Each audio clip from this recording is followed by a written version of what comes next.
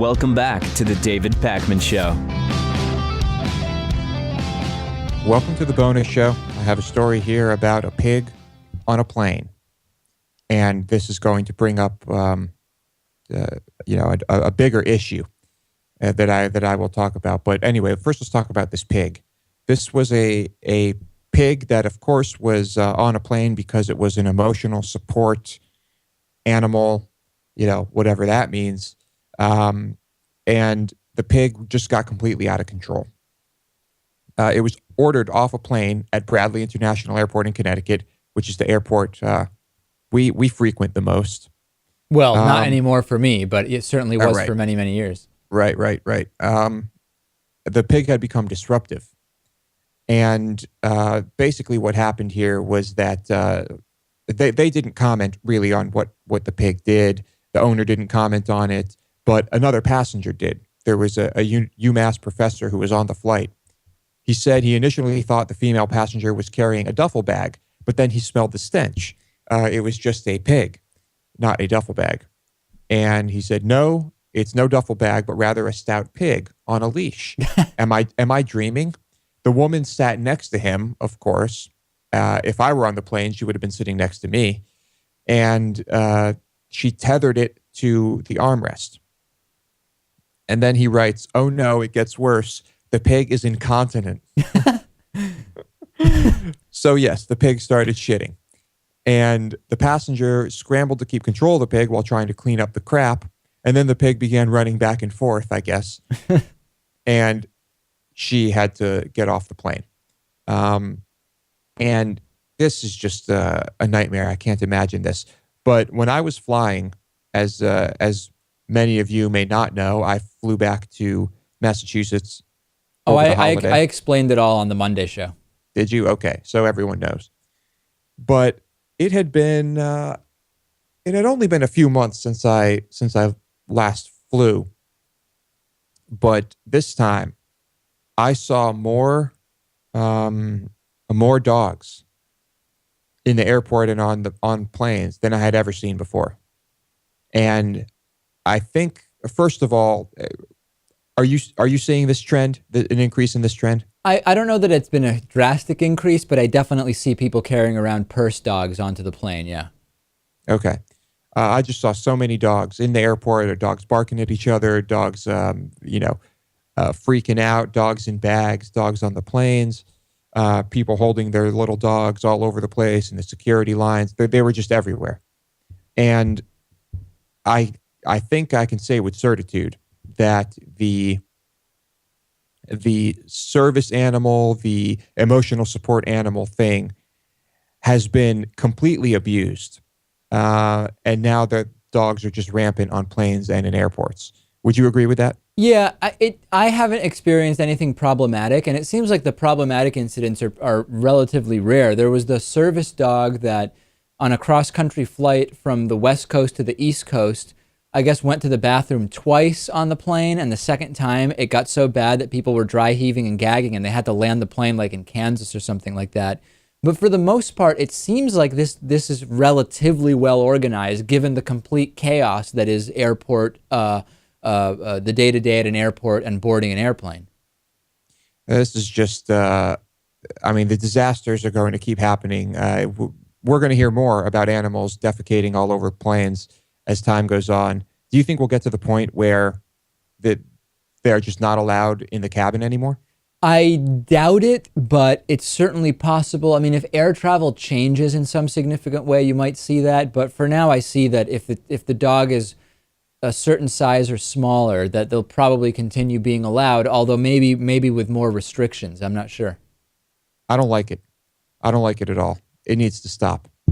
It is interesting to me, though, that people now have a more emotional support pigs. You know, I stopped eating pork because I found pigs to be so similar to dogs in terms of intelligence and their ability to relate to humans, and now you're actually seeing emotional support pigs. Yeah, I wonder if they are pigs that don't grow beyond a certain point, because pigs aren't so charming once they get older. Trust me on that one. Older and bigger. Yes, they're very cute when they're little, I know. Several U.S. law enforcement agencies are investigating whether or not North Korea was behind the recent hacking of Sony Pictures. Sony Pictures was hacked. About 5 films were leaked, including the conversation, or no, not the conversation, the interview, which is about a couple of guys who were trying to assassinate Kim Jong-un or whatever. This is the movie that North Korea said if the U.S. released it, it would be an act of war. And bring it on, North Korea. But this is what happened. So Sony Pictures was hacked by a group called the GOP, which I guess is a group that no one's really heard of before. Guardians of Peace claimed responsibility for this. And there are they put out a few words that clearly make it seem like English is not their first language, and also make it seem like this could be related to North Korea. What are your thoughts on this? Does it seem likely that this was North Korea? It doesn't strike me as that likely, but at the same time, it seems like there would be a really deliberate attempt to make it seem as though it were North Korea, even if it isn't.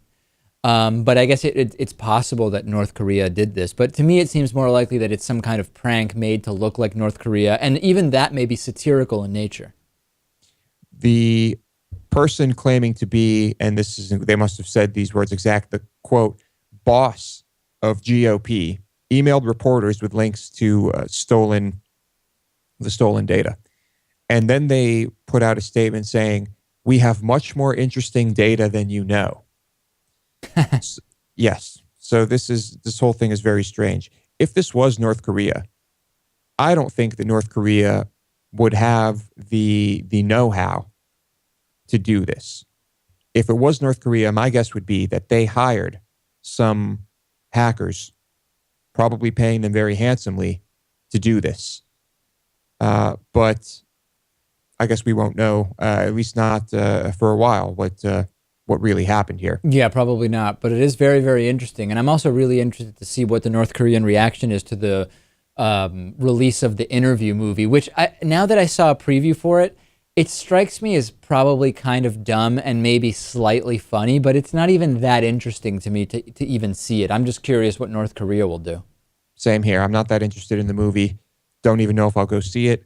But anything that angers the regime over there, I am all about. And this is going to be a big one. So I'm looking forward to the release of the movie because of that. Let's talk about University of Texas here. There, I guess, are about 100 specimens, missing from a collection of jars of preserved brains from the school, and one of which is believed to have belonged to the clock tower sniper, Charles Whitman. Of course, that was a shooting that happened there quite a while ago. What was that? Like 80s, early 80s, maybe? Yeah, I think so. Something like that? Okay. But they think that students are stealing these brains. And if you're into that type of shenanigan, I guess it would be pretty hard to pass up swiping a brain in a jar of formaldehyde. It would probably be a pretty interesting centerpiece. But 100 of them. I mean, is there like a black market for brains? It seems that there isn't, in the same sense that there is for organs that can be transplanted. I honestly have no idea what the point of this is. It strikes me as something that could only be a prank unless you found information to suggest otherwise. But what can you really do with these brains? It's probably like this. Someone manages to get their hands on one and shows it to a few people. Then they get the same idea, and then it just gets completely out of control. But yeah, these are used for education, and it's probably not easy to get your hands on a brain. I mean, they're not always being donated, and when they are, they're going all over the place. So, yeah, I can't say I condone this behavior. Would you consider donating your body and brain to science? I know we've touched on this a little bit in the past. Yeah, I don't know. I'm still undecided on that. Yeah. I'm not sure about that. But I did learn something. I was talking to a friend of mine about he said he got a human skull. And I'm like, really? A human skull? Like, what's the big deal? He said he got it for like $100 or something like that. I'm like, $100 for a human skull? You got ripped off. That's stupid. And he said, no, a human skull goes for like $600 at least. And I'm thinking to myself, oh, how can that be? I mean, there's a lot of human skulls around, but I guess it's kind of true. I was just on eBay after I found this story. I went on eBay and I looked it up just to see what human skulls there were on eBay. And it looked like the cheapest one was like $300. So I guess that can be kind of pricey. Were you aware of this? I was not, but the reason I'm not is I can't imagine why somebody who's not doing research would need such an item. Like, what do you do with it? You keep it in your house. You say, okay, if you keep it in your house and it's visible, then it's kind of weird because people say, what is that? You say, oh, it's a human skull. I just keep it here. Most people would probably find that a little odd, particularly if there's no connection to the skull, just a random person, a random deceased person's skull. On the other hand, if you have it in your house and it's just stored away somewhere, then it's almost like it's really valuable to you and you want to keep it but not even display it. So what are you really keeping it for? Like, ultimately, what are you looking to do with it? Pass it down to someone, or what's the point of it? So in either case, I don't fully understand the desire. I think it would be cool to have a skull, but that's me. I don't know. It'd be on display in my house if I had one. Of course, I wouldn't pay $600 for one. But couldn't you just, if you wanted to, defile graves, you could probably make quite a killing. Yeah, you could save $300 to $600, or make $300 to $600 for each count of a crime that would probably not be a good idea to get caught doing, not only because of the criminal implications, but because grave robbing has pretty negative connotations in our society, and that's a relatively risky thing to start doing, I think. It is risky.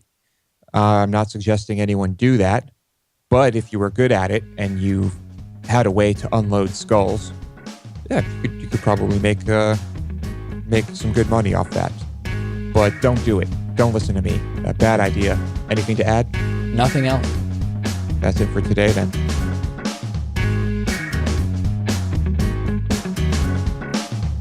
The David Pakman Show at davidpakman.com.